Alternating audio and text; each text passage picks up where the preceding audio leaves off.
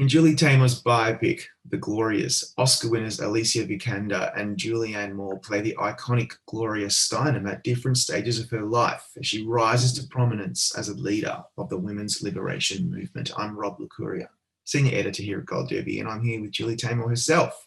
Julie, this is a really enlightening and satisfying spotlight on not only the feminist icon, but the civil rights journey that she led over the last few decades. And without sounding like Captain Obvious, how rewarding has this been for you, both professionally and personally? Well, I think let's begin with the movement, with where we are right now in the United States. I mean, exactly where we are right now is that this film is on top of a celebration of democracy. And without spoiling anything, the last three words of our film are "we the people." And I think, it's very thrilling that we've just been through 4 years of chaos.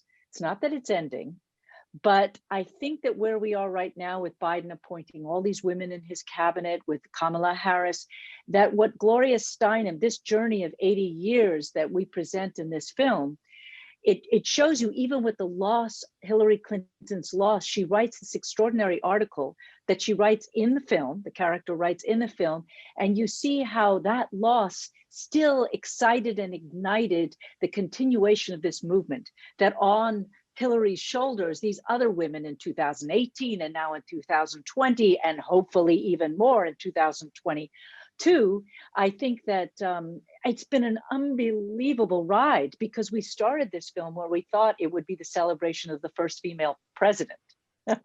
We even shot the election night 4 years ago. But then when that failed, we went off to Washington and we shot the Women's March. And then we went fully into this movie. It has been a personal exhilaration for me, because it's not the normal kind of movie that I would gravitate towards, quite honestly. Yeah. It's I did Frida, but that was 20 years ago almost. Not quite, actually, but and I've been asked to do many female biopics, but I like good dramas. And I read this book just to read it on a beach 4 or 5 years ago, 5 years ago, I think.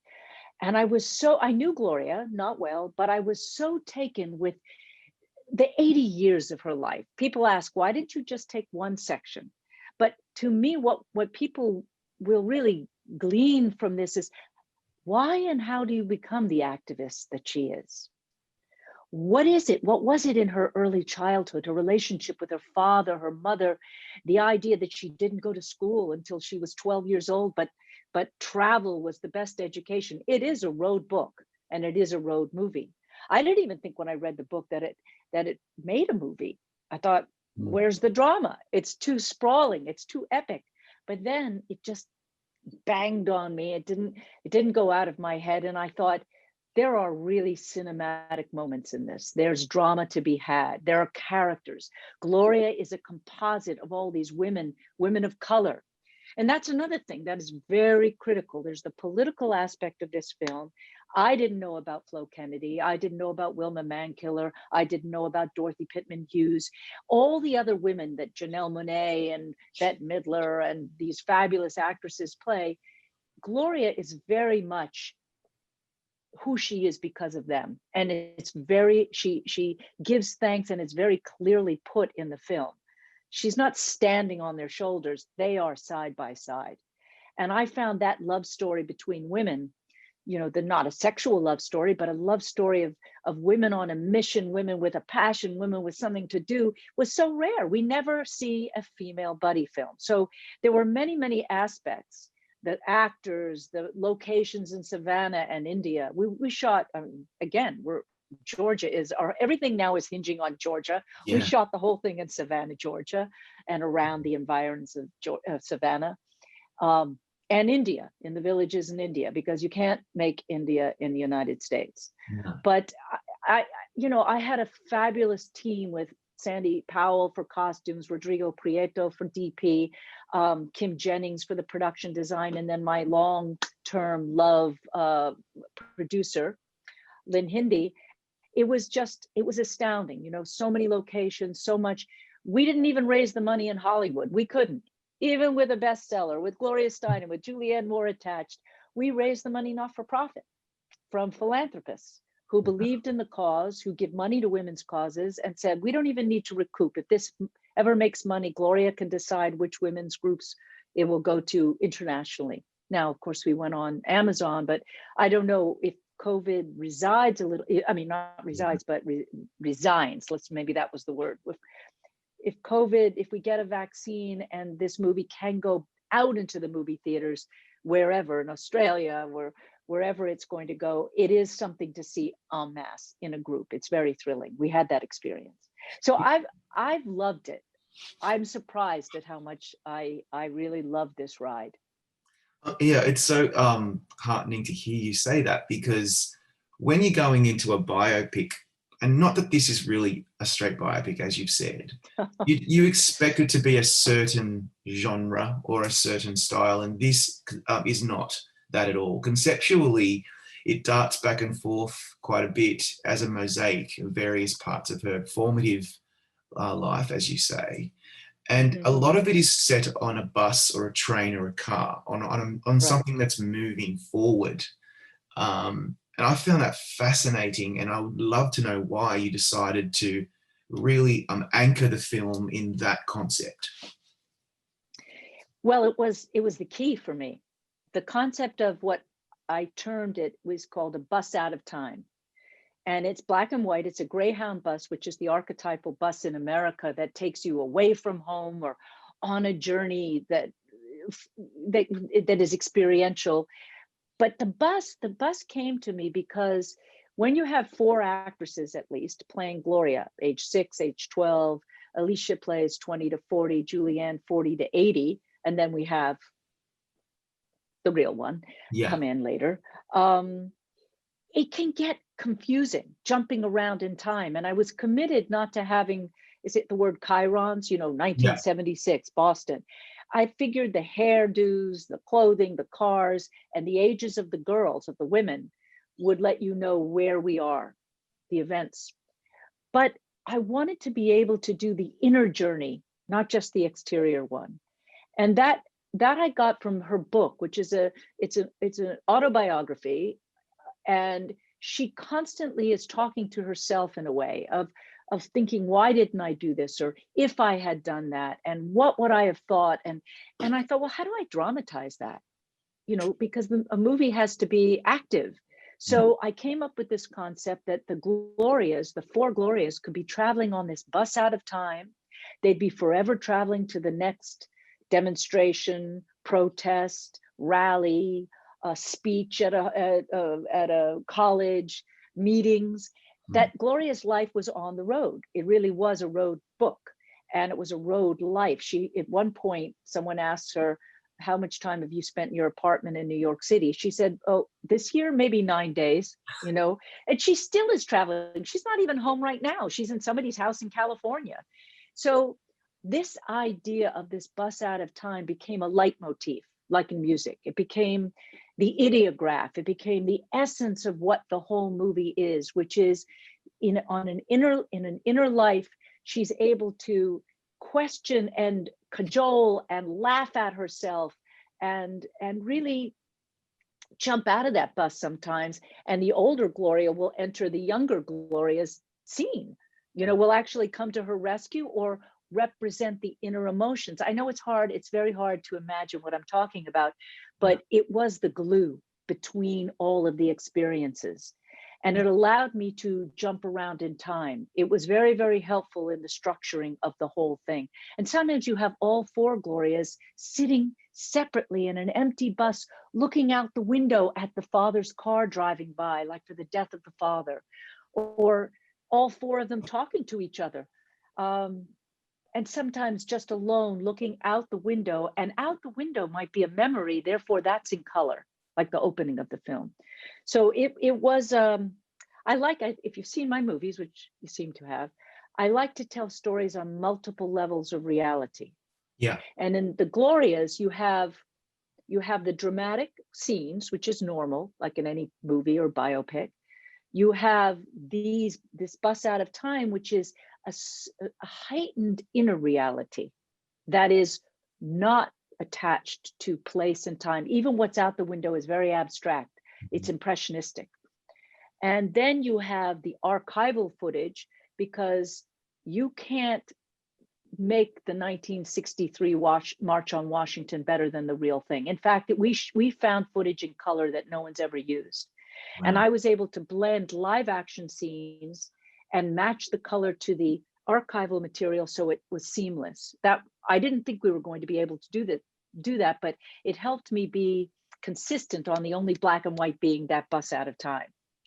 And Yeah. then, of course, things like the women's conference in Houston, again, it wasn't good footage. It was nasty, yucky video, but it was so gritty and real. And to hear those issues of trying to get rights for lesbians, trying to get rights, for gays, trying to get rights for women on the border where their children have been taken away. This is 1977, trying to have Native Americans put their rights forth, or education for Blacks. I felt having the real people, the fact that we have a conference of 20,000 women with the Republican and Democrat first ladies on that stage, talk about bipartisan. Actors couldn't do it. No. Phyllis Schlafly, I know they did a whole thing on This Is America, but having someone act that, to me, wasn't as powerful as having, let's just look at the real Phyllis Schlafly. That's scarier, much scarier. Oh, yeah. So it was a conscious decision to go from archival to dramatic to inner, and then you have the surreal moment. So it's almost like 4 levels, which are the kind of flights of fantasy that I like to do to tell another angle of a story. It's like I'm a cubist, so I'm going to put the camera in all different places, and sometimes I have to kind of, carve open my own mind and say, well, what would you do if you were in that position? Like the scene with the tornado, Yes. I mean, I wouldn't expect anything less from a Julie Taymor production. I mean, anybody who's familiar with your work, your work on Broadway, in the theatre, the visually sumptuous Titus, and across the universe, which is such a beautiful use of colour in particular for me. That's what my favourite part of it, and the music, of course. With this film, this really fascinating visual elements and shots in the film. Like, for example, towards the beginning, when Julianne Moore, playing an older Gloria, watches the bikies drive away in the reflection of her iconic sunglasses. I just love that. I wanted to pause it and just think, that's a beautiful shot. The bunny sauntering up the circular stairwell. Oh, yeah. Great shot. The scary nun, the wicked witch. You don't overplay your hand with visual flair. I think it comes in, you just you pepper it through where you obviously think it's necessary, as you say, to give us a glimpse on the kind of the inner workings of what someone's thinking. But I was just wondering, do you ever think that how hard is it to balance the different perspectives? Yeah, I mean, it's all about balance. In Frida, of course, I did the paintings coming alive. Yeah. And there were about 6 or 7. And they made sense because her paintings were her autobiography. So I could actually be in the scene where that painting might have been imagined, where she actually emotionally, psychologically came to the material that she needed to put into a painting, what she was feeling. So that's pretty obvious. You get the 6 or 7 of those in Frida. With the Glorias, I'm trying to think, the first one of those kinds of surreal moments, maybe it's with the 12-year-old girl who's just done tap dancing in the barbershop. Yeah. And she's on her way home. The police have brought her, and she's going back through that East Toledo, very depressed neighborhood where she lives, back to a mother who is out of her mind on drugs and pills.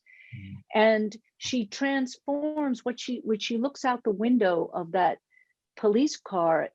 I make that part of the looking out the bus. And it's not a memory, it's a future dream. And the dream is of Hollywood, because that's what Gloria wanted. Gloria wanted to be a dancer, a tap dancer in Hollywood. And she did tap dance, and she still loves Hollywood. I mean, I met her through the theater because she loves the theater. Yeah. So what you see is a kind of Hansel and Gretel. The whole East Toledo neighborhood starts to get lights outside the window. And then we look back at the Gloria through the window, and she's black and white because she's in that bus. So you know that this is in that black and white bus. She's the fourth character in that, fourth Gloria in the bus. But on the window, Fred Astaire has jumped off of the marquee on Hollywood Boulevard and is dancing as a reflection on the window. How do you do that in any other way that isn't imagistic and music? That is the power of cinema for me. I love the dialogue. I love writing the scenes. I love the interaction of actors, but I can't show you the dream of that little girl of escaping from that childhood without actually putting that in. And all of them are like that. For instance, the one that causes people most consternation is when Gloria Alicia Vikander is being interviewed, and the, slightly sexist interviewer is asking her a question of, how does she feel about being thought of as a sex object? Yeah. And the 34-year-old Gloria, whoever old she is so gobsmacked that he asked that question, where she's just wearing black jeans and a black t-shirt. And, she is beautiful, but it's just this constant barrage of that thing about her looks that she says nothing as he's flirting with her. And he's a good-looking guy and he's flirting with her, but he's saying that, and she has nothing to say. So what I do is I take what is 3 seconds of, in real life would be her silence, and I show a wild imagination, whether it was Gloria's imagination or Julie's imagination or another woman. Think about the way that I looked at it was Hillary Clinton is in a debate with Donald Trump, and he's stalking her from behind, and she's not saying anything. Kamala Harris is in a debate with Pence, and he's saying one thing after another, and she's got this Mona Lisa smile on. What is she thinking? What is the movie inside those eyes, behind those eyes, and inside that head? So I allowed a very whimsical, ironic, full out Toledo, what was it? It was a tornado that was sort of like the Wizard of Oz. And I played with the idea that when a woman doesn't answer the man, what is he thinking about her? The bitch word has been used a lot. AOC just got that, right on the steps of the Senate. The bitch witch phenomenon has gone through life after women. I mean, any woman in power has gotten it a million times, the bitch witch thing. So I wanted to play with it in a whimsical way, with the whole idea of the 3 witches of, double, double toil and trouble. And I played with the uniforms of, I don't want to give it all away, or I don't want to spend an hour telling you this, but I let what would have been just a quick imagination not only be full blown visually, be comical, but you do know that she's not said anything to the guy. He's just sitting there waiting for her to reply. But it was a very, talk about when it's necessary and not necessary, even in a structure of a movie. I needed to have the transition to Julianne Moore. I needed to find the right moment. This is halfway through the movie where I could get out of the bulk of the Alicia Vikander age of Gloria, now move on to Ms. Magazine. This is the jumping off point, because Julianne then takes the place of Alicia and answers very simply, very nicely, very politely answers the interviewer's question, what would you say? And she says, would you forgive us, he asked. Would you forgive us men for calling you a sex object? She says, forgive and forget. Which is a kind of fun thing. And we move off into Ms. Magazine. We understand that she has come to a place in her life where she needs to make her voice heard, where she and the other women. So that is why that flight of fancy is given the gravitas in the sense of where it's put in the movie. Yeah, it's absolutely fascinating. We could literally just talk about that for hours. Unfortunately, we've run out of time. But Julie, good luck with the Glorias. I think everyone should go and see it. It's really enlightening, and it's also extremely entertaining. And we thank you so much for your time today. Oh, thank you. It's a pleasure. Bye-bye. Now, everybody go to Gold Derby, make your predictions, click subscribe for the Glorias. You never know, it could win lots of awards this award season. And in the meantime, watch all of our great contender chats.